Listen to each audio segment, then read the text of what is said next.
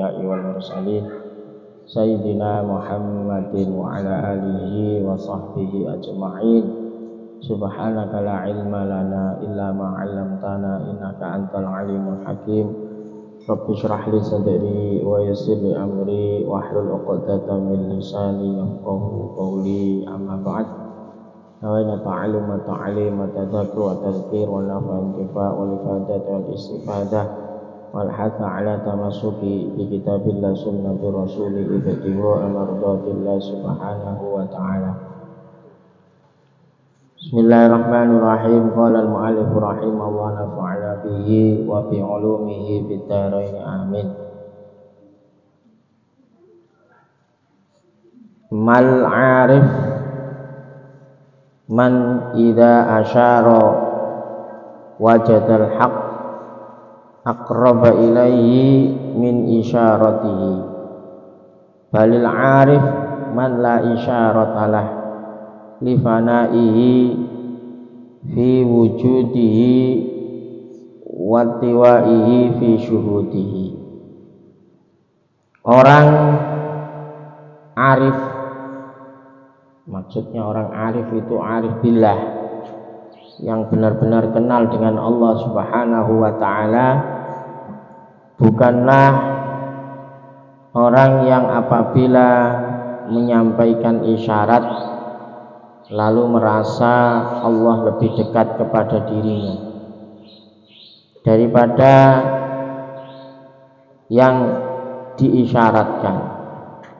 Akan tetapi orang arif adalah orang yang tidak mempunyai isyarat karena kefanaannya di dalam wujudnya dan kekhususannya dalam zat yang dilihat. Alhamdulillah, kita masih ditakdir oleh Allah Subhanahu wa ta'ala bisa istiqomah membaca hizib Nawawi, hizib Bahar, dan juga mengkaji kitab Hikam Ibnu Atha'il As-Sakandari, dan kesempurnaan istiqomah kita pasrah terhadap apa yang kita minta. Kita enggak bertujuan untuk memaksa Allah menuruti apa yang kita inginkan, tapi berdoa atau meminta kepada Allah ini adalah bentuk dari perintahnya, adalah termasuk taqarrub, mendekatkan diri kepada Allah Subhanahu wa ta'ala, dan kita merasa kita ini butuh Allah Subhanahu wa ta'ala.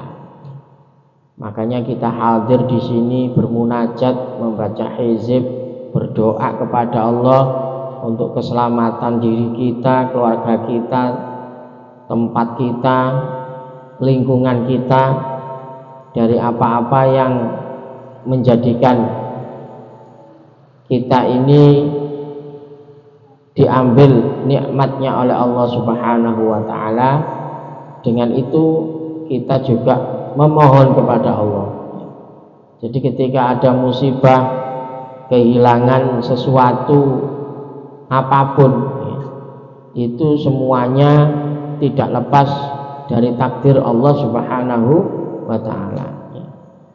Yang menjadikan kita sakit juga Allah, yang menyembuhkan kita ini juga Allah Subhanahu wa ta'ala, yang membuat kita kaya juga Allah, yang membuat kita miskin juga Allah Subhanahu wa ta'ala. Semua biidznillah. Jadi apa yang terjadi pada diri kita semuanya itu tidak lepas dari takdir Allah Subhanahu wa ta'ala.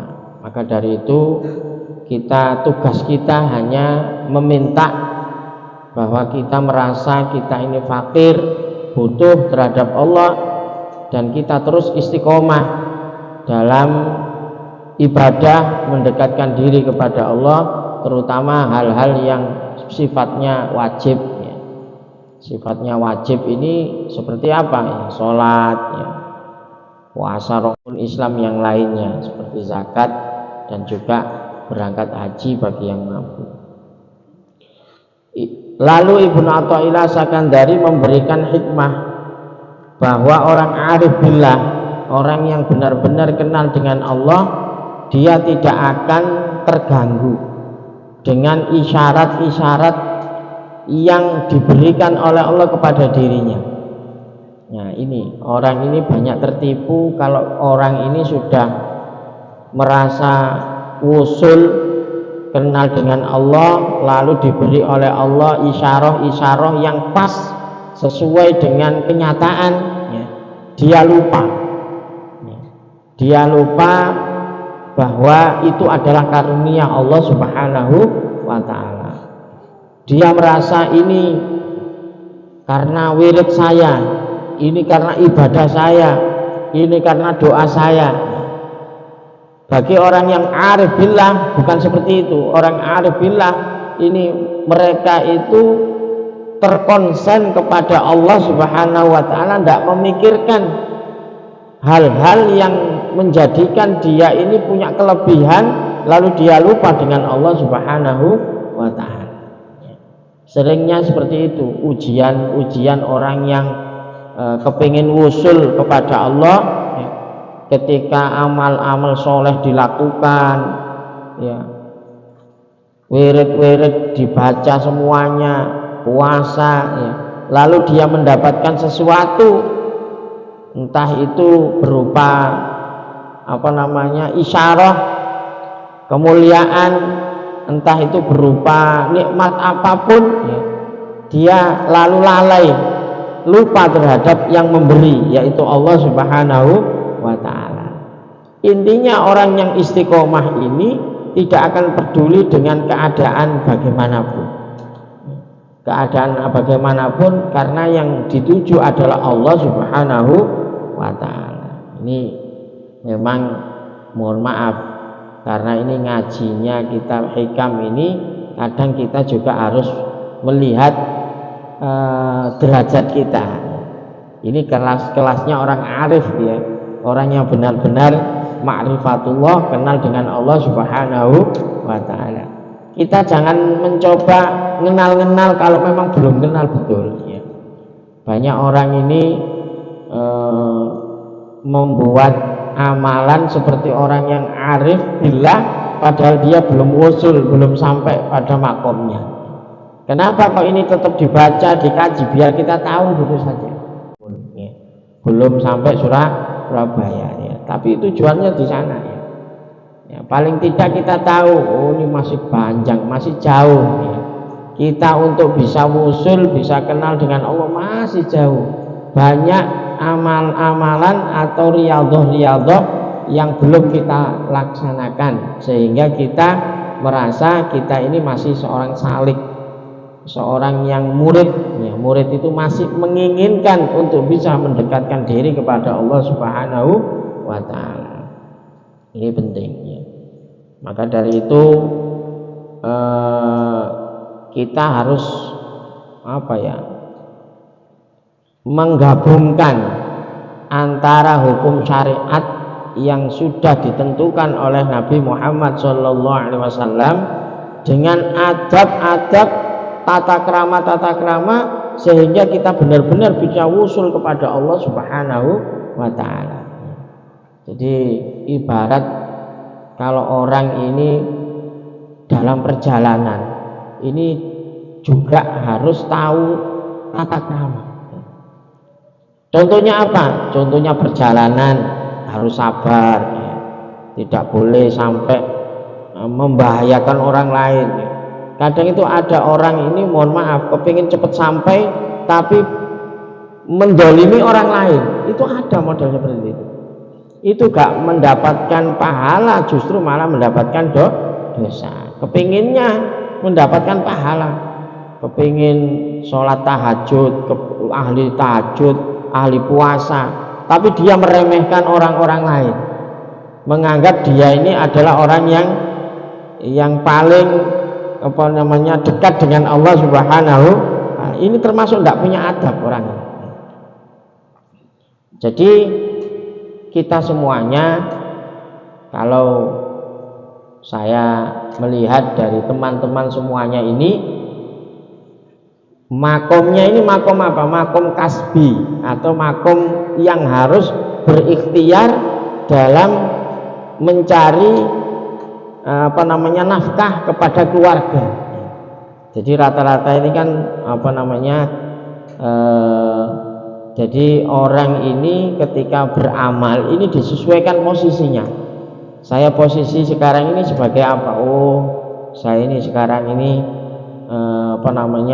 yang utama adalah mencari nafkah untuk anak dan istri saya. Bahasanya itu adalah tolabul halal, yang wajib bagi seorang muslim. Jadi kalau makom kita seperti ini, jangan terus memikirkan aku kepingin cedek Gusti Allah, tak riyadho, tak wiritan, tanpa mau melakukan apa yang menjadi amalan yang sudah di hadapannya. Cara ngono awakmu iki lho wis duwe penggawean ini. Ya inilah riyadho kita. Bagaimana cara kita bisa memberikan rezeki yang halal kepada istri dan anak-anak kita. Bahkan ini ada hadis Nabi Muhammad SAW, minad dzunubun la yukaffiruha illal hammu fi talabil ma'isyah. Rasulullah SAW mengatakan di antara dosa-dosa ada dosa yang tidak dapat dihapus. Jadi dosa ini menungso itu modelnya wake, ono ibarat noda itu ono noda yang gampang hilang ya. Ada noda itu bandel ini sulit untuk dihilangkan ya. Jadi di antara dosa-dosa kita ini ada satu dosa yang tidak bisa dihapus kecuali dengan kesusahan dalam mencari penghidupan, atau istilahnya susah dalam melakukan pekerjaan. Karena yang sering saya dengar dari teman-teman itu sambatan perkara nyambut gawe. Itu kalau jenengan mau sabar, bahasanya itu mau menerima apa menjadi masyakoh itu berat. Isu kudu budal rono, mari ngono harus ke sana, harus ke sini ya. Kecapean kita dalam mencari rezeki yang halal ini, kata Rasulullah, ini adalah salah satu penghapus dari dosa yang mana tidak bisa dihapus kecuali dengan kesusah payahan untuk mencari rezeki yang halal. Jadi susah memang ya. Kalau kita tidak sadar betul bahwa memang di dalam mencari rezeki yang halal itu butuh perjuangan. Kadang kita difitnah orang, kadang kita ini diremehkan orang, kadang kita ini dianggap macam-macam lah ya. Itu ujian bagi kita. Jadi kita hadapi dengan semangat. Ini memang salah satu penghapus dosa yang tidak bisa dihapus kecuali dengan perjuangan untuk mencari rezeki. Nah, perjuangan dalam mencari rezeki, karena Rasulullah mengatakan la yukaffiru wa ilal ham fi talabil ma'isyah. Talabil ma'isyah itu mencari penghidupan, kalau bahasa Jawa itu pengupo jiwa ya. Mencari pengupo jiwa. Makanya Nabi Muhammad SAW juga berpesan, at-tajir as-saduq yuhsyaru yaumal qiyamah ma'as siddiqin wasyuhada. Ini riwayat hadis Nabi Muhammad SAW dalam kitab Ihya menyebutkan pedagang yang jujur akan dikumpulkan di hari kiamat bersama orang-orang yang benar atau orang-orang yang mati syahid, para syuhada. Zaman akhir ya, kita mencari pedagang jujur sulit sekali. Pedagang jujur, kalau kita mau ke pasar ya, entah itu pedagang buah atau pedagang daging atau pedagang apapun ya, itu kalau dinasihati, Pak sing jujur Pak ya, lanjutnya buah iki kurung wayahe mateng ya, gak oleh apa disemprot, kadang itu pokoknya apa carane, kadang dengan zat-zat yang berbahaya. Yang penting ketok cepet matang. Gitu tuh kalau dinasihati, wah Pak sampean kok zaman ini ngomong jujur. Sak pasar itu gak ono sing dagang dengan jujur itu ya. Orang jujur itu acur jadi orang jujur itu acur. Lah itu kan karena apa? Karena memang keimanannya kepada Allah, keyakinannya ini tidak kuat, sehingga banyak pedagang ini yang mengurangi timbangan, ya, menutupi kejelekan barang yang dijual, ya. Padahal ini termasuk dosa, ya, termasuk dosa. Wailul lil mutaffifin, ya. Neraka wail bagi orang yang curang, orang yang nakal dalam, khususnya dalam apa, berdagang. Ya, jadi barangnya itu ngomong 10, ya wis macam-macam lah, karena pedagang ini memang ujiannya itu kejujuran. Ujian bagi pedagang itu apa? Kejujuran. Jadi tidak bisa benar-benar kuat iman, itu mesti mikirnya itu ya mikir jujur kok ini gak payu. Zaman saiki kuwabe ngene, kok pasar itu gak ono Pak, kabeh ngene timbangan itu, ya. Jadi ada orang itu punya trik cara menimbang. Menimbang itu gorong mari timbangannya mandek itu harus diangkat. Ya Allah. Dan itu sudah apa? Umumul balwa sudah jadi tradisi. Ya.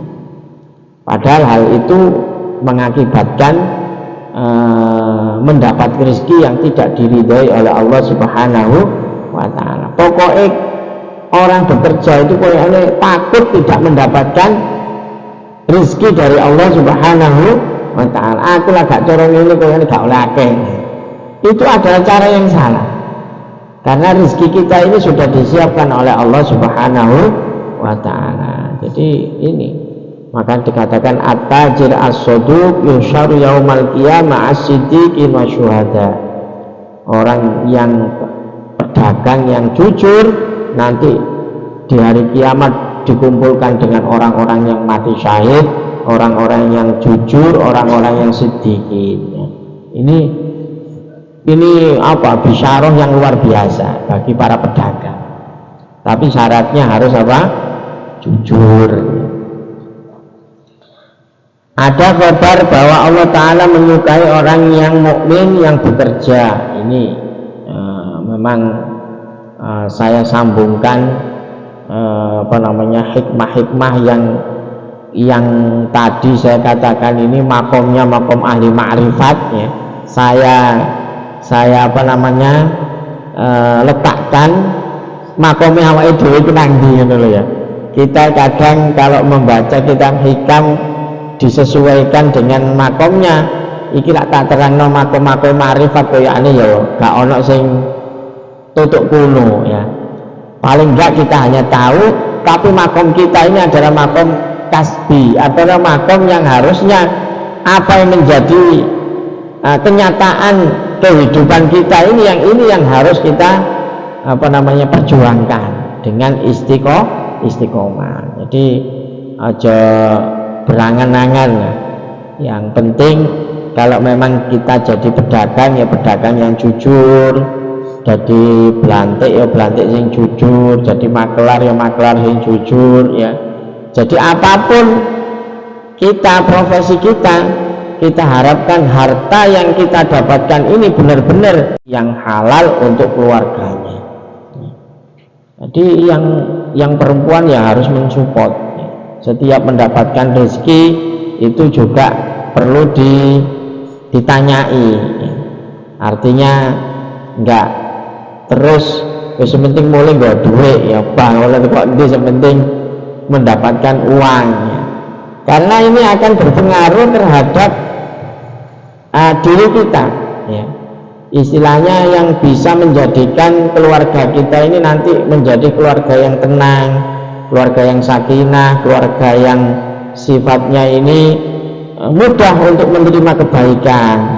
Ini diantaranya adalah mendapatkan rezeki dengan cara yang halalan thayyibah.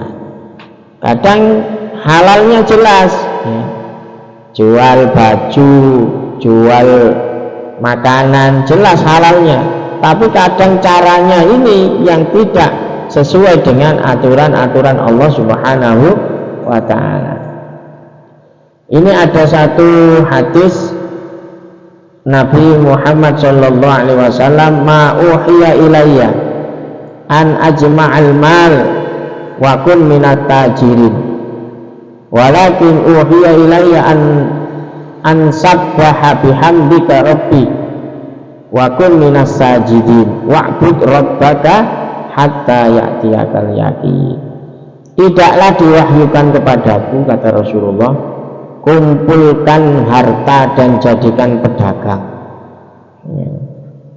Tetapi diwahyukan kepadaku, bertasbihlah, memuji Tuhanmu, dan jadilah engkau dari golongan yang sujud dan beribadah kepada Allah hingga datang keyakinan atau yang disebut dengan kematian kepadamu. Jadi ada masanya, ya. Ada masa itu orang itu harus bekerja, ada masanya orang itu harus benar-benar mendekatkan diri kepada Allah Subhanahu wa ta'ala. Ada satu cerita sahabat Abu Bakar, sahabat Nabi Muhammad sallallahu alaihi wasallam, sahabat Abu Bakar ini ketika menjadi khalifah, beliau berhenti menjadi pedagang. Jadi memang sehingga dia tidak menyebutkan diri, sudah tidak melakukan pekerjaan yang berupa pedagang itu, ya. Rata-rata orang Arab dulu itu pedagang. Jadi karena apa? Memang sudah Allah meletakkan kedudukannya sudah tidak untuk berdagang gitu, ya.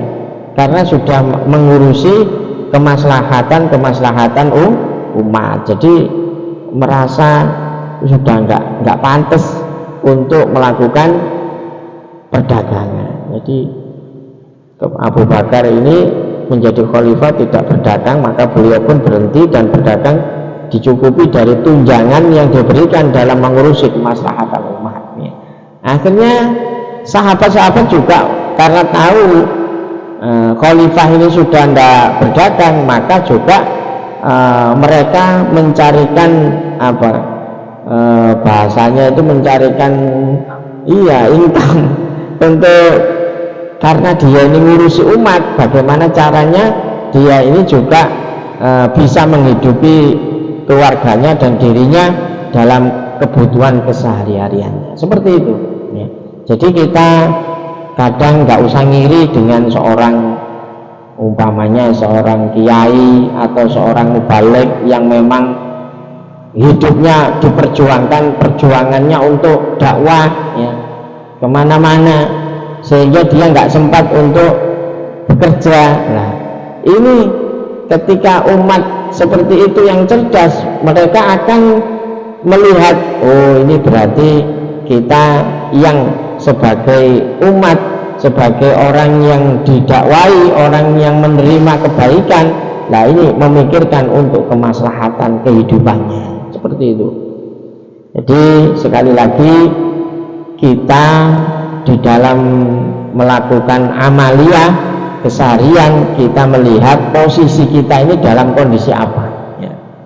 Jadi macam-macam. Ada, mohon maaf, ada seperti Uwais Al-Qarni, tidak bisa bekerja, tidak bisa mengunjungi Nabi, padahal itu saking kepingin dia itu bisa ziarah ke Rasulullah.